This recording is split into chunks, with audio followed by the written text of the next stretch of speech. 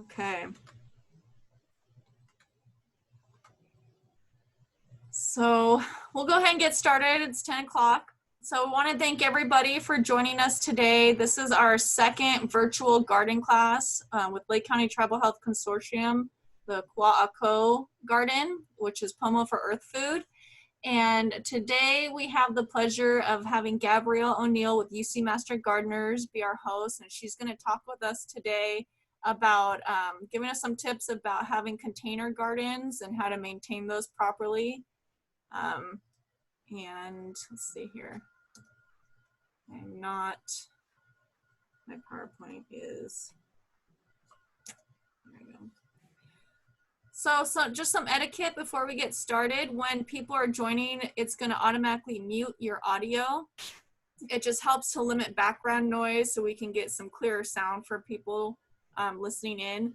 And also we ask if you could please hold any questions you may have till the end of the presentation. We'll allow some time to answer those live, or you can post your questions in the chat box. And if there is a little hand icon that you can raise your hand if there's something important that you want to say, and I'll be watching for that, and so we can ask Gabriele along the way.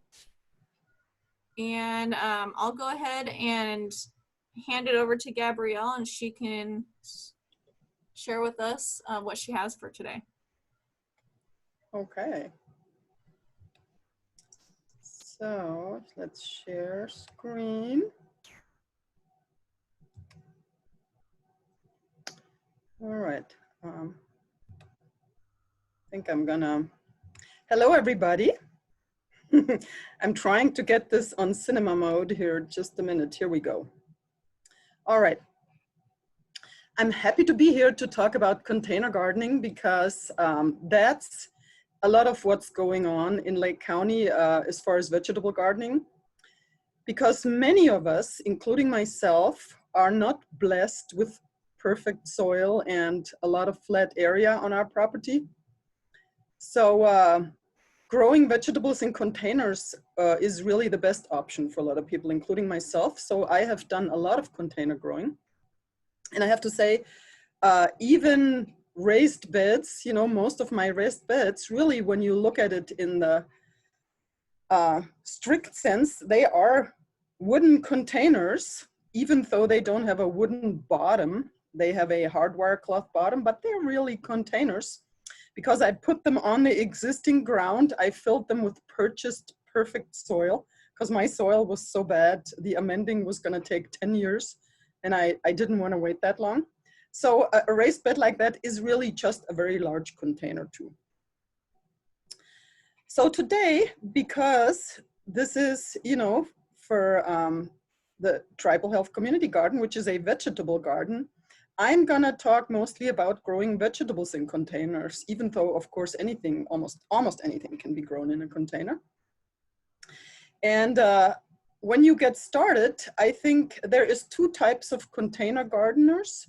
There is the ones who like to have good-looking containers in their garden and possibly also something edible in it. But their emphasis is on the fact that it's gonna look good, right? And then there's people that just wanna grow as much food as possible. They don't really care what the container looks like. And then there's those in between, you know, the edible landscapers. And I'm probably somewhere in between. Like when we talk in the ornamental gardening world, you can see on the left, there's a picture of a ornamental container that also has some edibles in it. You know, there's a cabbage in it. There's 2 pumpkins in it. Of course, any gardener will immediately see that these 2 pumpkins have not been grown in this container. They were just, you know, grown somewhere else and then put into the container for the visual effect. And with these visual effect type of containers, there's a simple formula that florists use. And I'm just gonna mention it for the fun of it here. It's not of any importance to food gardeners. But the formula is that you need a thriller, a filler, and a spiller. And that could be 2 thrillers, 1 filler, and 2 spillers or whatever, but you need an element that's the thrilling element, like colorful, eye-catching, like here it's kind of the pumpkins, right? The filler is the other plants that are usually of a different color than the thriller, a contrasting color that fill up the rest of the space in that container. In that case, that would be, you know, the nasturtiums, or I can't even tell exactly what that is, the cabbage. The cabbage is actually one of the thrillers here. We have 2 thrillers. We have the cabbage and the pumpkins. So 2 thrillers. The fillers are various other little plants, hard to say even what they are. And then we have a spiller. That is something that grows over the rim of the container and hangs down to create that nice voluptuous image, you know, of abundance, of plenty.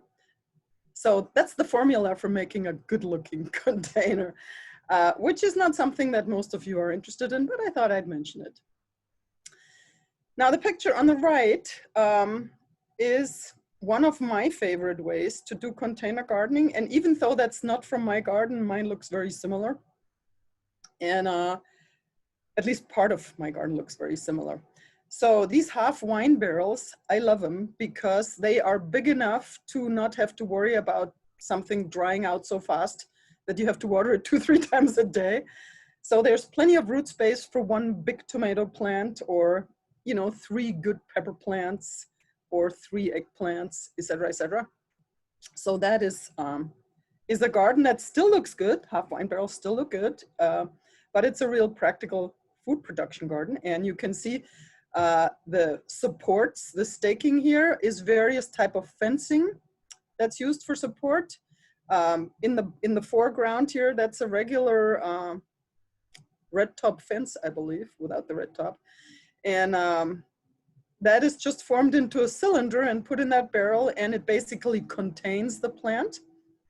And we're going to talk about that a little later, a little more in detail, what kind of supports can be used and what the options are. So just in the beginning, I want to mention, because this is what drives a lot of people to container gardening, part of what it, you know, everybody's on the internet nowadays and everybody's on Pinterest. So I have to admit, I can get sucked into the amazing pictures on Pinterest. So when you go on there, you see all kinds of amazing ways of container gardening that are done all over the world. And I just picked those 2 pictures because these are really ingenious, cute ways of doing it that are probably not going to work in Lake County, at least not most of the year, definitely not in the summer.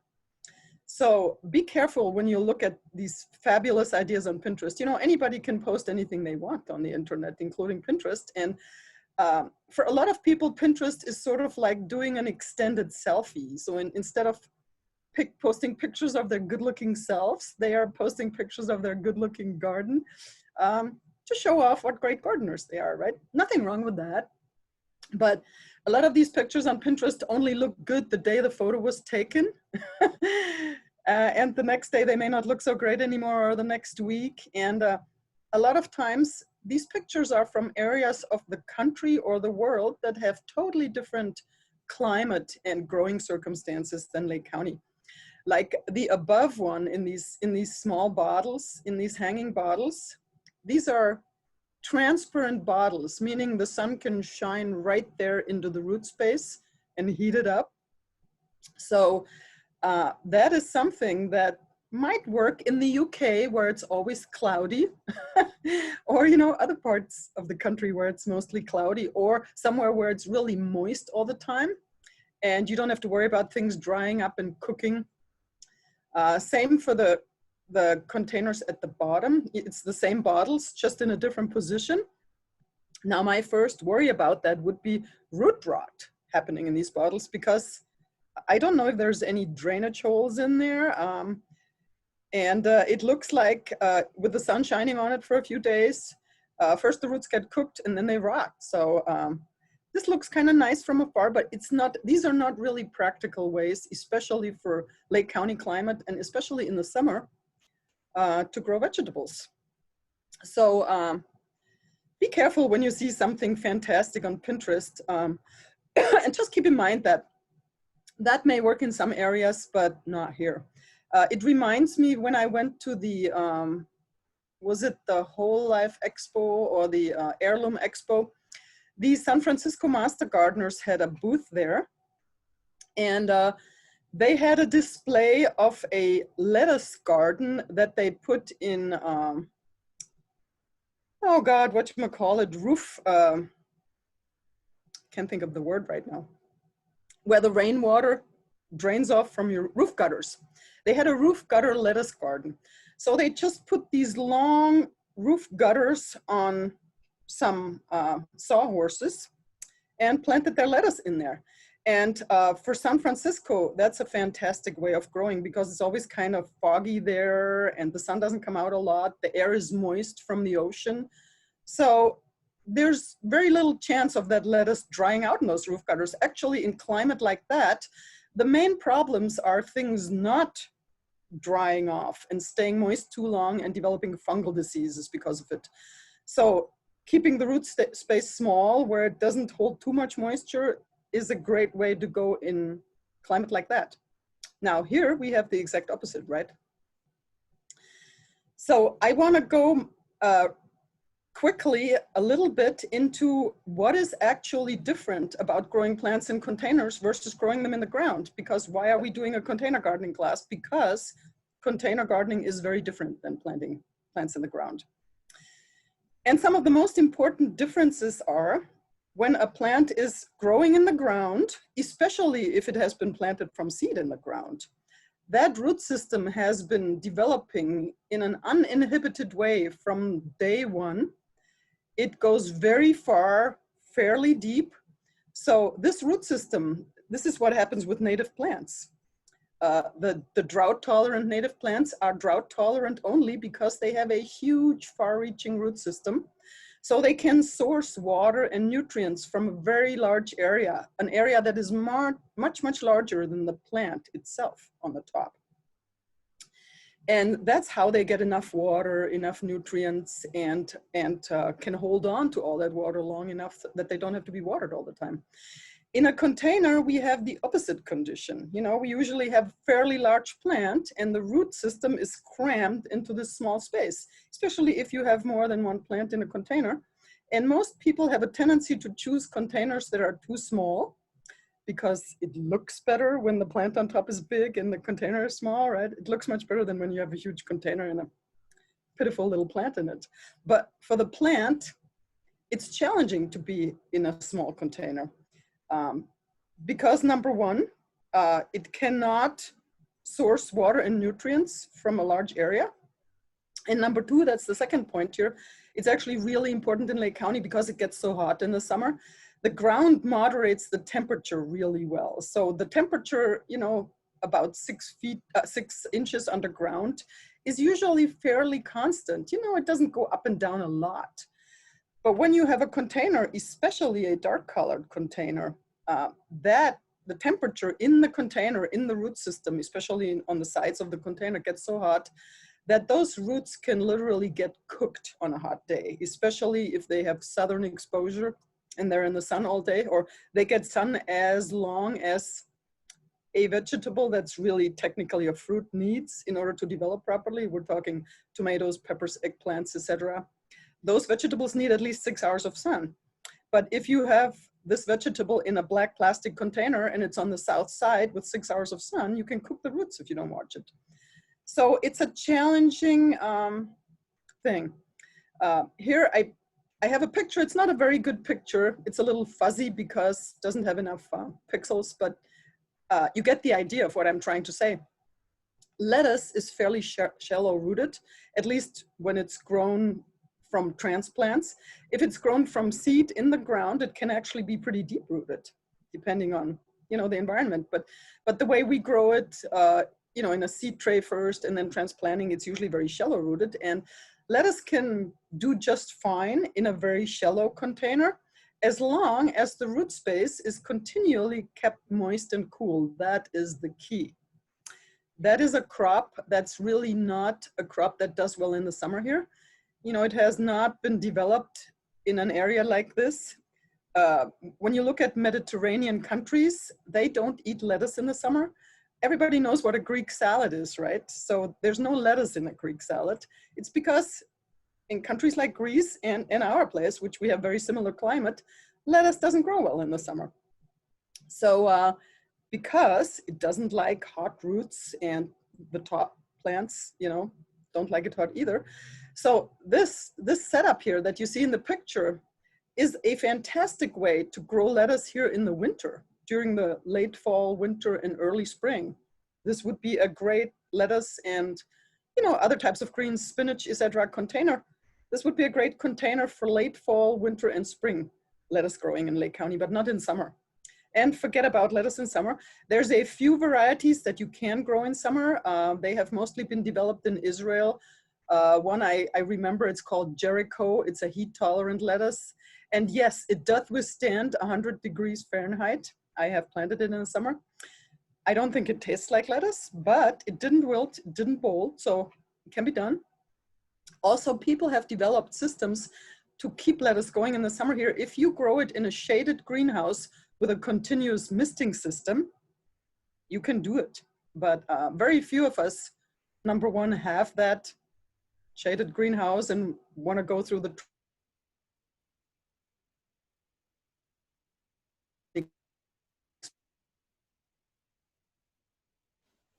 Uh-oh, Gabrielle, sounds like install misting system. You fit it with a drip system. Yes. Well, we were just getting a little cutting in and out, but we hear you now.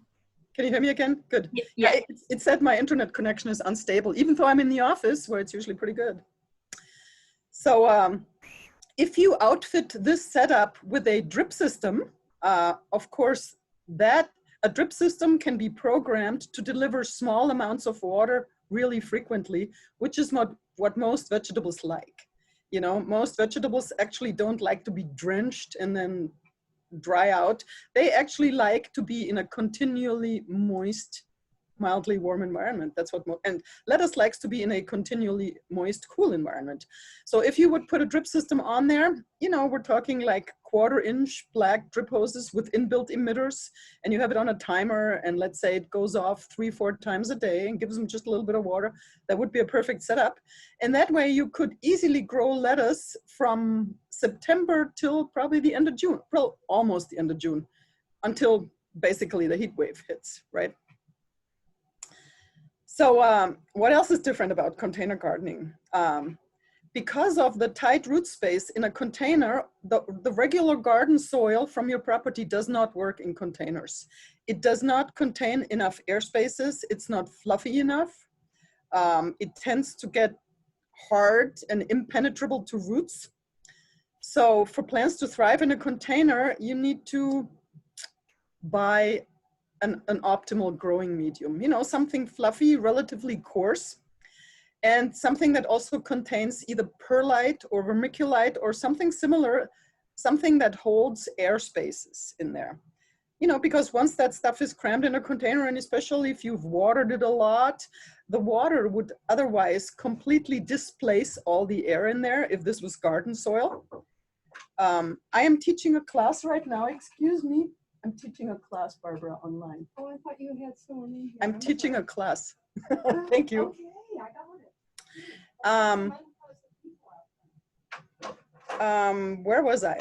So if you would water your regular garden soil in a container, the water would displace the air spaces in there.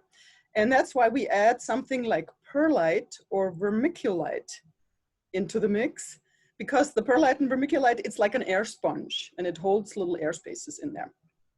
Gabrielle? Yes? Sorry to interrupt. We have a hand raised. Uh-huh. Raylene Cromwell. Do you want to unmute yourself, Raylene? Why don't you ask your question, Raylene? I wonder if she's able to unmute. Yeah, I just needed the user ID number, how to sign in so Gary can sign in on his phone. Okay, I will. Can you see the chat box? I can post it to you in the chat box. Okay, excellent. Thank you. You're welcome. Good. I hope that works. So the other two good things about perlite or vermiculite. Both those substances are basically exploded rock or rock popcorn, whatever you want to call it. And they are super lightweight. And that is a plus when you have a container garden, because if you have to lift your containers, which, you know, if you're talking about half wine barrels, that is already a very hard to do thing. So you have to kind of decide in the very beginning where you want it, because it's very hard to move.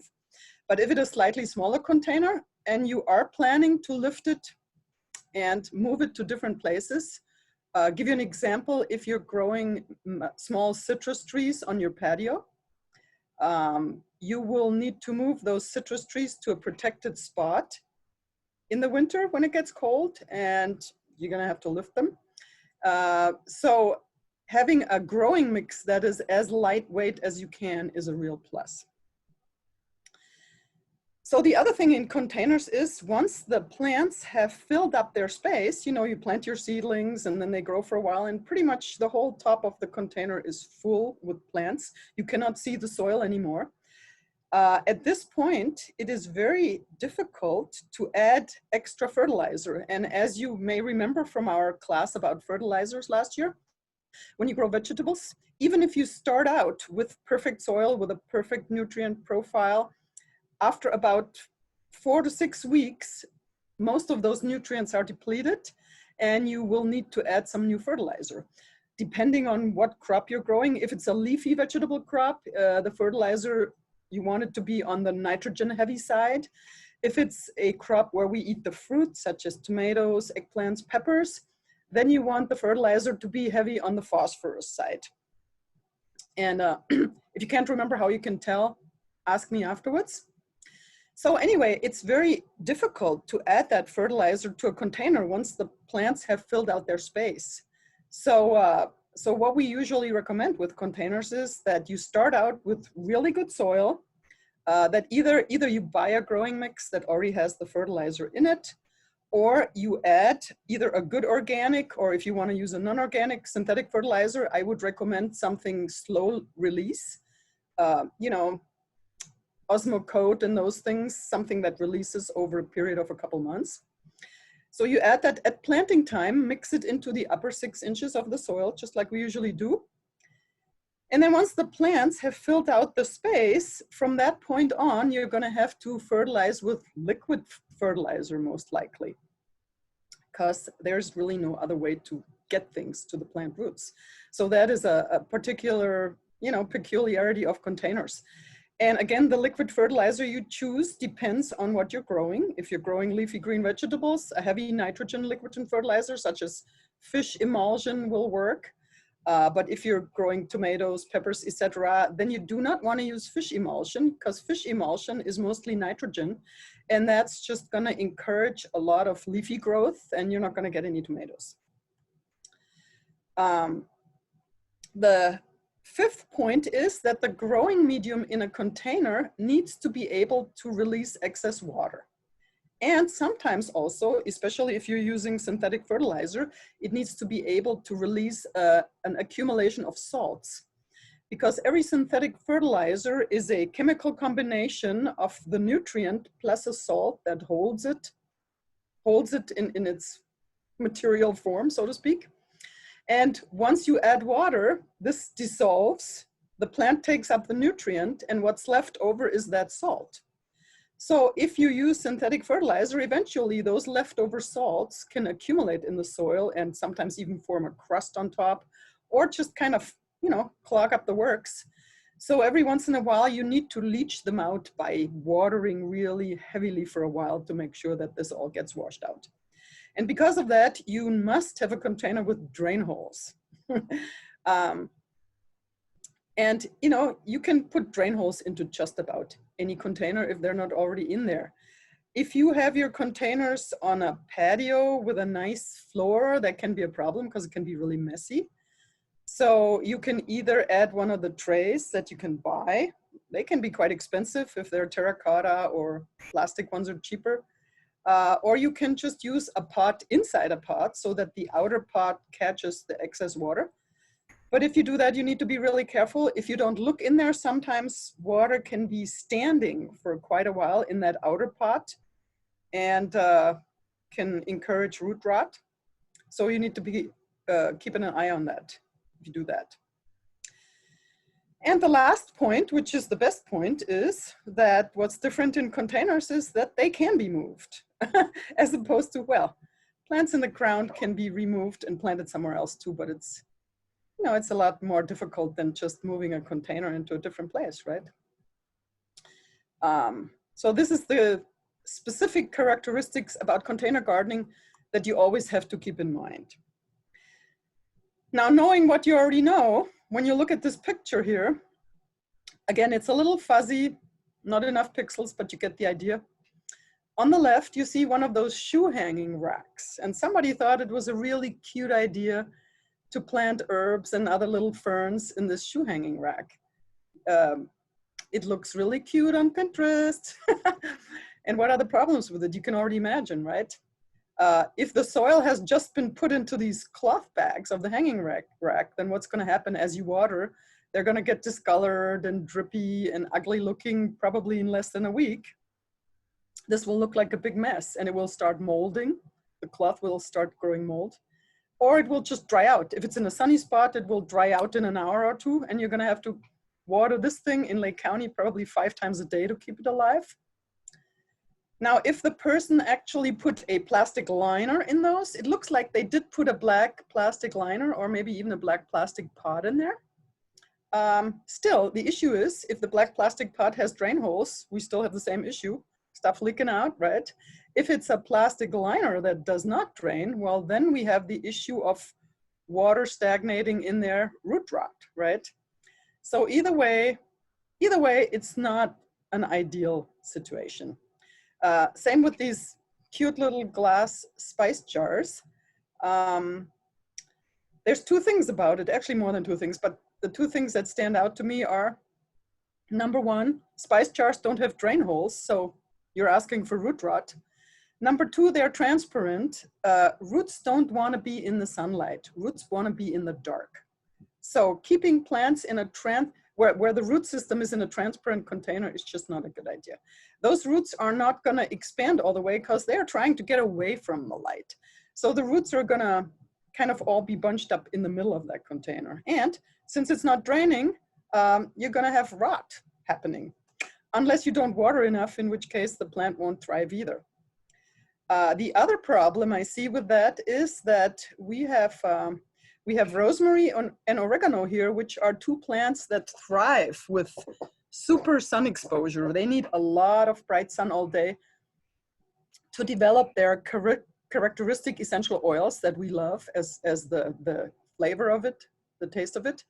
Whereas cilantro actually does not want that super intense sun all day. It's not really a summer herb in Lake County. So when you have containers and plants in the same spot, either in the same container or on the same rack, you want to make sure that the plants in the same container or on the same rack, excuse me, that they have the same requirements, you know, because they're going to be in the same spot. So here, this is a more ideal situation. This happens to be a photo from my garden. And these are Asian pole beans that I'm growing in half wine barrels. And as a support, I'm using construction panels. It's kind of hard to see in that picture because the fence is right behind it, so it makes it look a little fuzzy. But I'm basically using these construction panels that I bend into a cylinder, and I create them the exact size to fit into the barrel. And the beans just end up climbing, the beans on the outer side end up climbing up, holding on to the wire. And the beans on the inside are just kind of hanging onto the beans on the outside. So this is one of my favorite ways to support tall plants. Not just plants with tendrils, such as beans and peas, but even tomatoes. Anything that gets really tall can grow in the support of this container. These construction panels are not galvanized, which means they do rust, but honestly, I kind of like that brown rusty color. And they still last forever. I've had mine for 15 years and they are still just as good as they always were. So this is a good size container for most types of vegetable growing. And I have a list here to give you a little bit of an idea of the minimum space requirements for container vegetables. Most people tend to choose containers that are too small. So when you look at that list, and that's kind of generously put. So beets, you want a direct seed, and if you put them in 2 to 5 gallon containers, 5 gallon container, just to get an idea, would be like a 5 gallon bucket. That's a 5 gallon container. You could get about 3 to 4 plants, 3 to 4 beets into a 5 gallon container that's like the size of a 5 gallon bucket. That's not a lot, right? Because beets, it's not a vegetable like a tomato that just keeps producing a lot of fruit. There's only 1 beet per beet plant. So 3 beets per container is not a lot, but if somebody just wants to grow it to learn how to grow beets, I think that's a good option, right? Broccoli, you can only have 1 transplant per 5 gallon bucket. Same with cabbage. Carrots, you want a direct seed. Carrots don't like to be transplanted because it distorts the root. Well, how many 3-inch apart carrots can you get into a 5 gallon bucket? Not a lot, you know, maybe 5, 6 max, I would say, probably more like 5. And on, you get the idea. So the key is to give the plant enough space, because the container already restricts the root space. So we don't want to add to that problem by cramming too many plants into a container, because the more plants you have in there, the less water, the less fertilizer each different plant gets. This is this list continued, right? Just as a reminder, like that half wine barrel is good for me for 1 tomato plant or 3 pepper plants or 3 eggplants. Now a little bit to different kinds of containers. You know, there's very few totally ideal containers. Some containers are ideal for one location, but not for another location, or they are ideal for the winter, but not for the summer. After what I've been sharing, you already have a pretty good idea. So these stock tanks up there, we have stock tanks just like that in front of our office here. We have ornamentals in them. And the problem with those stock tanks can be that the metal really heats up a lot. Luckily for us, those stock tanks in front of our office are in the shade all day till 5 o'clock in the afternoon. So they're in the shade till 5, and then they receive 2-3 hours of sun, and then they're back in the shade. So it's not an issue. If this container is this southern exposure, you know, in the sun all day, that could really be an issue with, you know, heating up too much. And you can mitigate that by either painting it white or putting some white cloth around it. You know, there's ways to deal with that. I have a neighbor who used to put old white bed sheets around her containers, and it didn't look very good, but it worked just fine. And the same is true for those big black plastic pots. You know, black heats up a lot in the sun, and obviously the smaller it is, the more the roots are in danger of getting cooked, because what happens with these containers that get hot on the outside is that the plant roots, they die off next to the wall of the container, but the roots further in are still okay. So the bigger the container is, the more roots you will have on the inside that are still okay. So again, it depends on the location, on the sun exposure, on the time of the year. 5 gallon buckets are super cheap containers, you know, and that work really well for a lot of things. They're not pretty looking, but if you don't care about that, it's a good way to plant cheaply. The bottom right picture are these square coconut fiber planter baskets. And I know you have you have several around the gazebo in the Tribal Health Community Garden, but you have succulents in there, and you know, some other ornamentals, not vegetables. And honestly, in Lake County summers, succulents would be the only plants that I would plant in a container like that, because these square baskets dry out super fast, and not just dry out, they literally wick the moisture away from the soil. If you put the soil directly into the coir basket, the coir will just wick the moisture away and dry it out extra fast. So what I usually would do is line that basket with some plastic, with a plastic bag or something. Then you don't have that wicking action.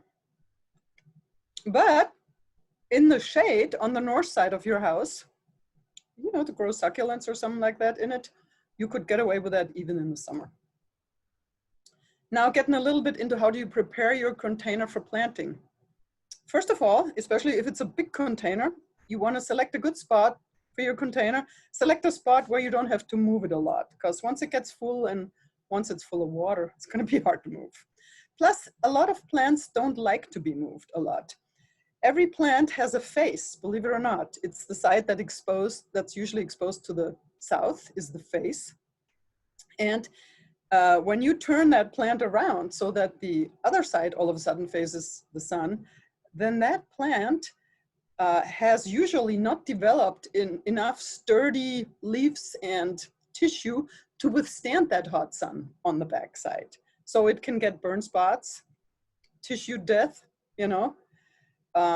The plant is used to having a certain side facing the sun, and it has grown in a way that it can withstand that. So most plants don't like to be moved around a lot, especially not in the summer. Winter is a different story. If your container doesn't have drain holes, you know, before you plant, make sure you drill drain holes in there. Even I have forgotten that, believe it or not.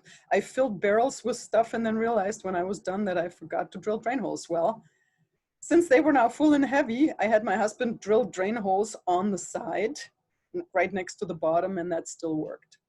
But it's better to do it in the beginning. Now, one thing I want to just mention there while I'm talking about drain holes, I garden a lot in these half wine barrels, and drain holes I usually have at the bottom. And the drain holes are probably as big as my index finger around. My experience is that if you live in an oak woodland, which I do, the oak roots will grow into these barrels through the drain holes within a year of the barrel sitting there. So after 2 years of having a barrel sit in a certain spot, I found that the barrel was full of oak roots, and the oak roots would suck out all the water and the nutrients that I put in there. So I know that I have to move my barrels just a little bit every year, or I have to hack off the oak roots at the bottom every year. Just something to keep in mind. Most of you don't live in an oak woodland, you won't have this problem, but for those of you who do, I thought I'd bring it up. Now the drain holes at the bottom, some people like to cover those with pot shards or rocks, and is actually not such a good idea because it can plug it up. A better way to cover that so you don't have soil seeping through is to use a paper towel or a couple of sheets of newspaper. If your container is much bigger than the root system of your plant really needs, which is the case for our stock tanks outside, then you can fill the bottom with either gravel or styrofoam. If you want to carry that thing at all, I would recommend styrofoam. If it's going to stay in place, you can use gravel. And so after your gravel styrofoam layer, you want to put another newspaper or paper towel layer so the soil doesn't fall into the gravel or into the styrofoam. At least that's my recommendation. And then you add your potting mix. Now, contrary to what a lot of people say, this gravel layer at the bottom of the pot does not improve the drainage of the pot. And I don't want to get into why this is right now, but I have a nice little graphic about it that I forgot to add here. Anybody who's interested, I'll email it to you. So it's mostly because water does not easily penetrate surfaces that have total different porosity. When water, you know, hits a surface that has a total different porosity, it usually stops and goes sideways instead of going further down first. So that's just on the side. The planting mix we want to fill it with, especially in big containers, should be relatively coarse because those coarse particles break down over time and become finer fairly quickly. And the finer they are, the less good they are at holding air in there. So when you have a potting mix that's too fine, then the air spaces disappear, the water has a hard time getting down, and it all becomes kind of compacted and anaerobic. So coarser mix is better. There's one exception. If your pot or planter is really small, like a 1-gallon pot, you can use regular house plant mix. It doesn't really matter. But in a bigger pot, you want to use the relatively coarse potting mix. There is recipes how to make it yourself in the handouts that I have attached that are on the Google Drive, and I'm not exactly sure how Sarah is sharing them, maybe also through Google. But that has recipes how to make your own potting mix if you don't want to buy it. Now, a really important thing is to pre-moisten potting mix before planting. That's not just true for container plants. That is true for any plant. You never ever want to plant a plant in powder dry soil, because that powder dry soil takes days before it will actually take up water and become nice and moist. And by that time, the new little plant that you popped in there might be dead, you know, or severely damaged. If nothing else, it has gone into severe shock. So you want to make sure that it's like moving somebody to a new home. You want to make the new home welcoming. You don't move people into an empty place that they still have to clean themselves. And it's kind of like that with plants. You want to move your new plant transplants into a potting mix that has the right moisture, that has good nutrients, that's welcoming and has everything that the plant needs. You would think that's kind of understood, but it's not. So I want to mention it. If you purchased a growing medium potting mix, growing medium is just another word for potting mix. And it means that we're not talking about native soil. So if you purchased a growing medium that already contains fertilizer, which a lot of them do, you don't need to add any fertilizer for the first 4 to 6 weeks. If you purchase something that does not contain fertilizer, then sometimes they contain compost but no fertilizer. Sometimes they don't even contain compost. So depending on what you start out with, you may have to add extra compost and fertilizer. And fertilizer, you can use any good full spectrum complete fertilizer. And complete fertilizer, what that means is when you buy a bag of fertilizer, it has 3 numbers on it. The first number stands for nitrogen, the second number stands for phosphorus, and the third number stands for potassium. And a complete fertilizer has to have 3 numbers, and all 3 of them have to be higher than 0. That's what we call a complete fertilizer. And again, just like I mentioned before, depending on whether you're growing a crop that's where you mostly eat the leaves, then you want to have a fertilizer that's high in nitrogen. When you have a crop where you mostly eat the fruit, you want to have a fertilizer that's low in nitrogen, high in phosphorus. You add that fertilizer into the upper 6 inches or so of your planting mix, and then you plant your plants. When you plant your plants, you don't want to plant them right up to the top of the rim of the container. You want to leave at least 1 inch or 2, because once you water the container, you want to have a little space for the water to sit so it has a little time to sink in and it's not immediately spilling over the sides of the container. Some people get fancy. They have these extra hydrating agents. They are polymers, things that you can add to soil to hold more water. It's basically the same stuff that they put in diapers to hold on to babies' liquids. It's the same kind of stuff. And some people even use the insides of diapers for that.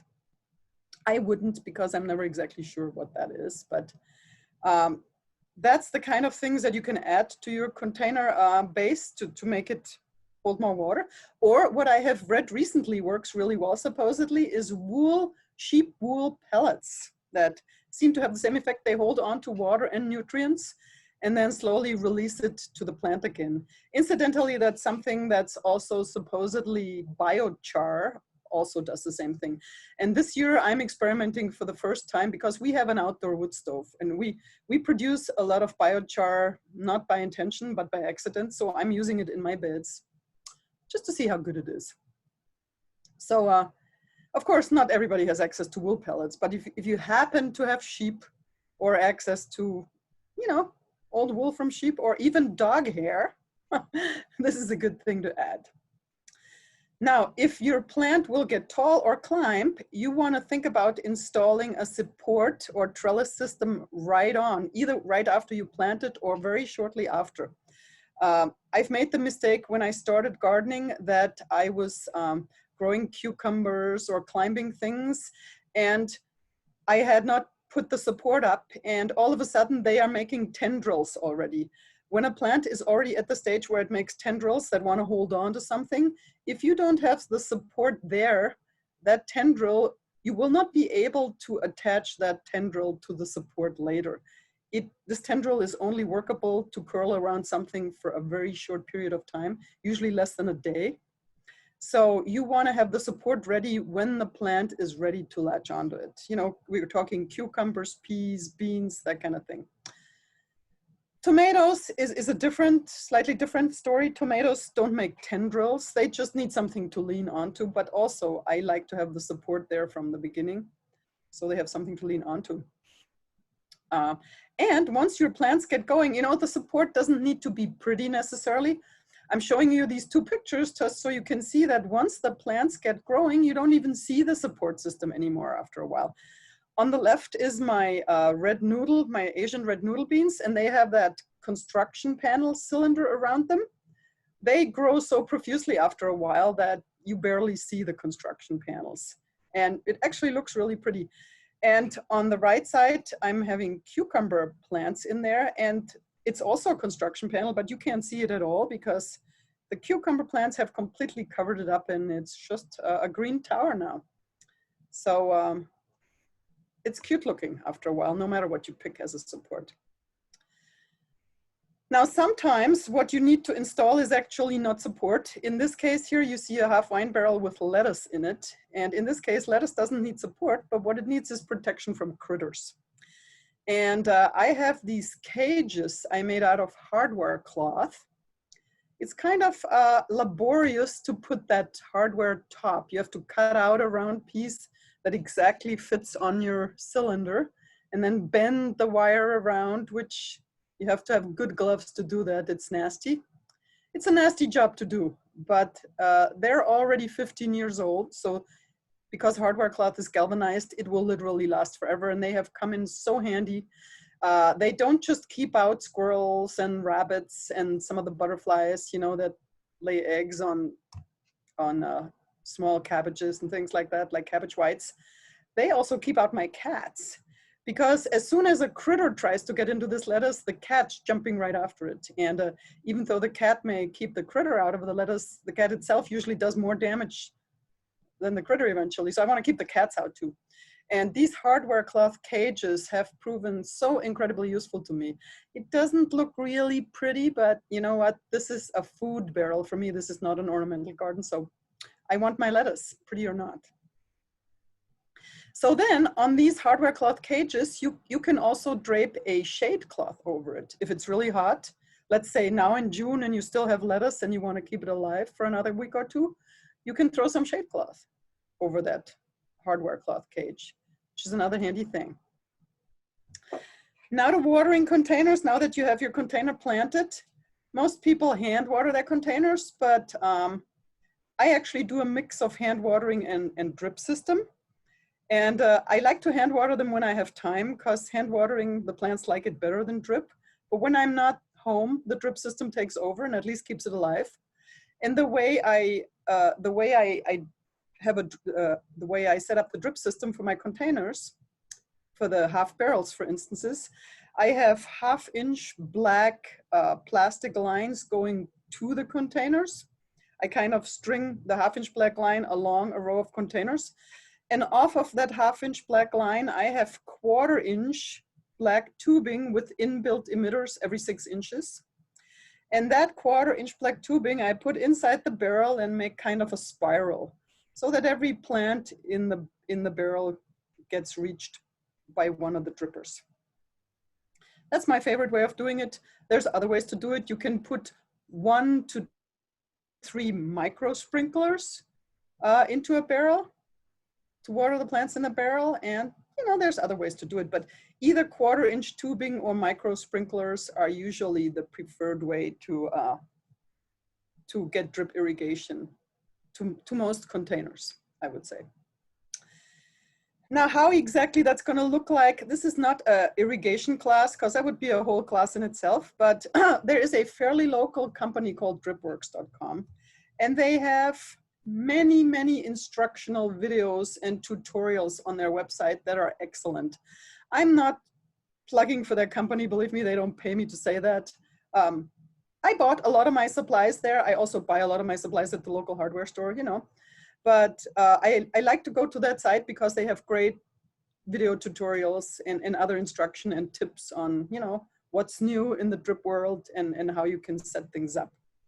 So, you know, that's a good place to go to check that out. And I've added another YouTube video. You can also just go on YouTube and search drip systems for containers. And there's some not so good and some very good videos on YouTube about how to set up drip systems for containers, but they are mostly along the lines of what I've already told you. There's one special kind of container, and it's something that we actually did as a workshop last year at the community garden. So I'm not going to go into it because it's a whole workshop in itself, but they are called SIPs, short for sub-irrigated planters, sometimes also called wicking planters, sometimes also called self-watering planters. Now, these planters don't water themselves. So the term self-watering planters is really a misnomer, but what the technical term wicking planters is a lot better, because what it is a planter that has a water reservoir at the bottom, sometimes like a bucket in another bucket, where the bottom bucket is used as a water reservoir. And you have a system with holes and a pipe going down and growing medium dipping down into the bottom to wick moisture up from that bottom reservoir into the growing medium. And after a while, the plant roots will actually go down there too. And the good thing about these wicking planters is really you still have to put water into the tube in the top, but it's a way for somebody who doesn't have a drip system to be able to go away for a weekend and have the plants survive instead of having to hand water once a day or twice a day. So they are cool for somebody who doesn't want to go the route of the drip system. So that's about it for the intro. I think we can go to questions. And don't forget, if you don't get your question answered now, or if you can't think about your question now, you can get a hold of us later. Here's our number, our email address.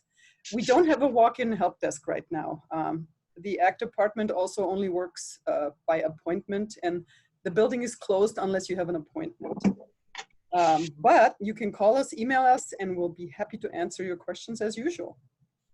And now I'm happy to answer a few questions now. Thank you, Gabrielle. That was a wealth of information, and it's always really enjoyable to listen to you talk, and we learned so much. I got some ideas myself in my own garden. I hope other people were able to take home some good tips for their gardens at home, or maybe give them some ideas for next year, or even doing a winter garden. Yeah.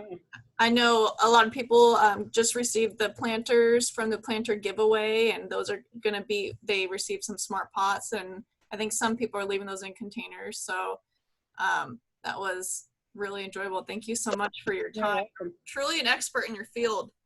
There are some questions in the chat box, and I do have a question to remind you of if we have time. So it looks like Jessica has one. Are you able to see the chat box? Hang on, let me go to the chat box. Just a minute here.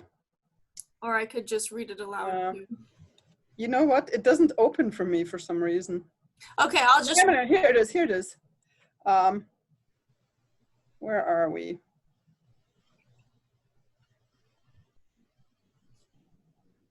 Oh. And Jessica's is at the very bottom. She just was the most recent post. Is it the fabric pot question? Yes. I have 3 fabric pots, a large wooden bed, and a 9x9 plot of corn. I planted corn by seed into the ground. I have some window open here that's blocking. Here we go. And half of it is doing, I planted corn by seed into the ground, half of it is doing well. My wooden garden bed is not doing well. Radishes did not grow. Pepper plant is not growing. Zucchini from seed is now stunted.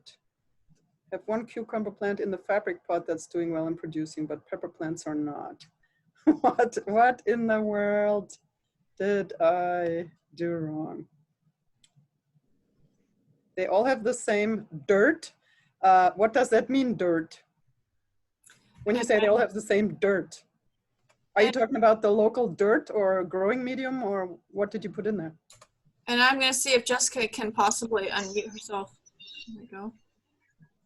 Hi, Jessica. She's Hey, Jessica. Hold on. Can you hear me? Yes, I can hear you. Okay. So when you say they all have the same dirt, what does dirt mean? That was soil that we purchased from a local soil company. And it's all the same except for what's in the ground. You know, that's in the ground, and then we put a layer of it. Right. That soil on top. So it's all the same soil. I filled up all of the pots and the garden bed with the same soil. Uh-huh. So the corn is in the ground, half of it is doing well and the other half is not, right? Yeah, and it's just kind of dispersed around, you know, like maybe the middle part of the plot is doing well, the outside one's not so much. Okay. If the middle part is doing well and the outside one not so much, there could be two reasons.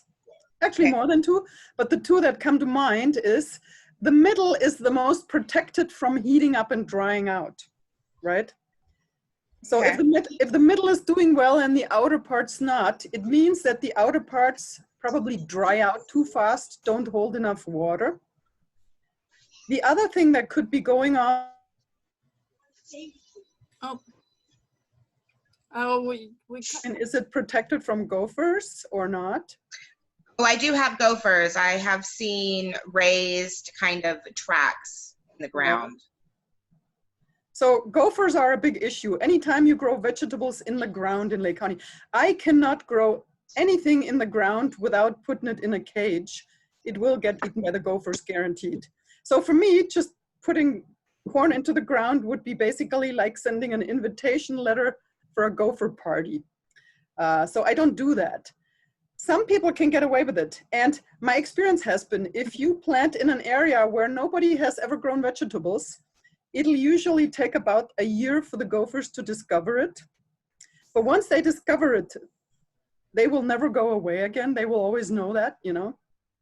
So if you've never grown anything in this plot, then you can get away with it for a little while, but gophers may move in. And once they move in, this is the end of that bed, unless you line it with hardware cloth, you know. So my feeling is it's either critters eating at the roots and or the outside's just drying out too fast. You know, corn needs huge amounts of water.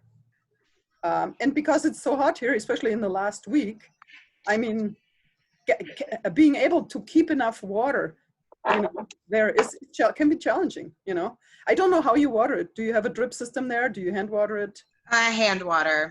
Usually at night, and sometimes if I can get up early enough, I'll do it in the morning as well. Right. So if you hand water, you may want to put your fingers down about 6 inches to see how far down that ground is actually moist, because you'd be surprised. Your hand watering may only water the soil for about 1 or 2 inches down. That happens really often. People see the soil is wet on the top and they think, okay, now everything is moist. But very often, especially with clay soil, the water does not go down more than 1 inch or so, sometimes even less. And even though it looks wet on top, the roots are completely dry. And that could be one thing that was going on. And the other thing is critters. Now, in the beds, the wooden beds, depending on how high they are, dry out really fast. Wood dries out really fast. So again, the stuff that grows along the sides of the bed is the stuff that dries out first in a wooden bed.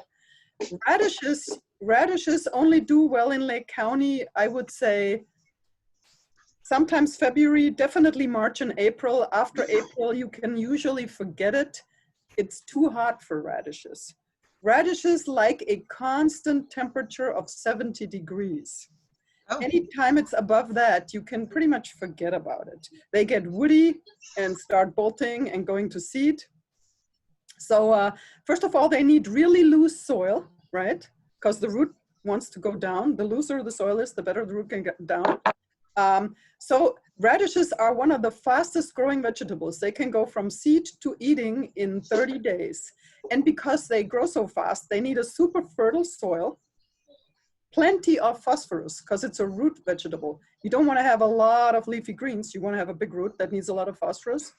So, you know, a fertilizer rich in phosphorus, fluffy soil, and constant moisture in the root system. It cannot dry out. You can never let radishes dry out. Constant moisture and not above 70 degrees. That is what radishes like. So if they don't have that, they're not going to do well. That's the bottom line. Zucchini stunted can have several reasons. You're talking about the plant or the fruit? The plant itself, it started to grow. It looked pretty nice, and now it's not doing anything. Okay. Have you used fertilizer in your planting bed? Not yet, but I learned today that I need to. Okay. No wonder. Okay. Without fertilizer, zucchini, there's plants that are called heavy feeders, and there's plants that are called medium feeders and low feeders. Zucchini, any plant that grows as fast as a zucchini is a heavy feeder, meaning it needs a lot of fertilizer or it's not going to go anywhere, you know? So I think in your case, if you don't put fertilizer in your soil, your zucchini is not going to go anywhere, you know? Okay. It's not, the only plants that can actually be put in some soil and do okay without fertilizer are basically native plants. But vegetables are not normal plants. They are freaks of nature created by humans. And that's why they're not satisfied with the conditions in nature, because that's not how they evolved. Nothing that looks like a zucchini has evolved by itself in nature, you know? It's something that we bred to have good eating. So a zucchini is a fertilizer and water hog. Okay. Yeah. And the fabric pot, you said the cucumber in the fabric pot is doing well? Yes, and the pepper plants and my two other, they are stunted as well. They just stopped growing. Okay. Fertilizer? No, no. Okay. I think I would start there, you know? Okay. If you had fertilized it and it was stunted, then we could delve into maybe possible root rot diseases or whatever. But if you haven't fertilized it, I don't even have to go anywhere else, you know? It will be stunted. Okay. Thank you. You're welcome. Yeah. Thank you, Gabrielle. Does anybody else have any questions? Just want to say hi to everybody that joined, Yeah. Raylene and Gary and Jessica and Jamali, Sonia. I know Leora is on with Sonia, Dawn. Hi, Gary. And and then D. Tirada. I'm not sure who that is. Huh. On too. Okay. Diane Tirada, our pharmacist, I think. Oh, hello, Diane. There was another question. You were talking about fertilizers and too much, I think it was phosphorus and nitrogen, and how to tell how much is in the, I think it was the fertilizer. You gotta excuse me, my office is boiling in here. Oh, I'm so sorry. Somebody turned the heater on. Oh no. That was something that you said to remind you at the end to tell how you need nitrogen or phosphorus, or how to tell what is in the fertilizer of each. So, okay, the fertilizer, what's in the fertilizer, how to tell? When you buy a bag of fertilizer, some fertilizers, they already say they're called bloom, you know? If it's called bloom and root or something like that, then you know it's a high phosphorus fertilizer. If it's a lawn fertilizer, you know it's a high nitrogen fertilizer, because all we want is the green growth. If it's a balanced fertilizers, if you have a synthetic balanced fertilizer, then the three numbers may be the same. Like you have a fertilizer that has three numbers on it, let's say 777. Then you know, if the numbers are the same, you know it's a synthetic fertilizer, because there's no natural fertilizer where those numbers are exactly the same. And typically in natural fertilizers, the numbers are lower. Because natural organic fertilizer comes in a way that still has to be processed by microbes to become bioavailable to the plant. So a fertilizer bag always has these three numbers on it. Sometimes it will say 5, 10, 5. That tells you that the middle number is the highest, which is always the phosphorus. So 5, 10, 5 would be a good fertilizer for peppers, zucchini, eggplants, tomatoes. If you have a fertilizer that says 10, 0, 5, that means the first number is the highest. That's always the nitrogen. And you want a high nitrogen fertilizer when you're growing something where you want to mostly eat the leaves. We're talking lettuce, chard, kale, cabbage, anything where you're eating the leaves, you want a high nitrogen fertilizer because nitrogen grows mostly leafy matter. You also always want to have a sufficient amount of potassium. That's the last number, the third number in it, because potassium is one of those things that makes plant tissue to get, I don't want to say harder, but it firms up plant tissue so that it can withstand the hot sun better, can withstand the wind better. It's also, as far as I remember, important for sugar formation in the plant.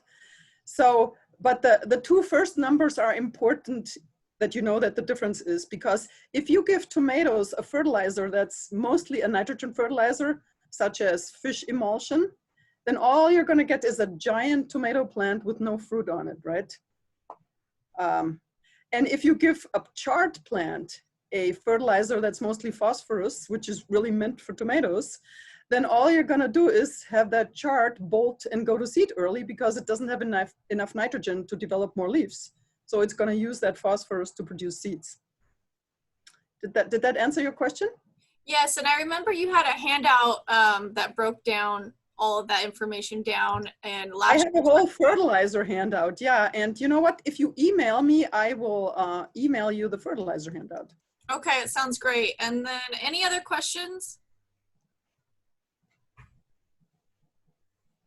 Okay, and then lastly, Gabrielle, I don't know if you are able to post in the chat box the link to the Google Docs by chance? You know what? Good question. I think, where did I put that?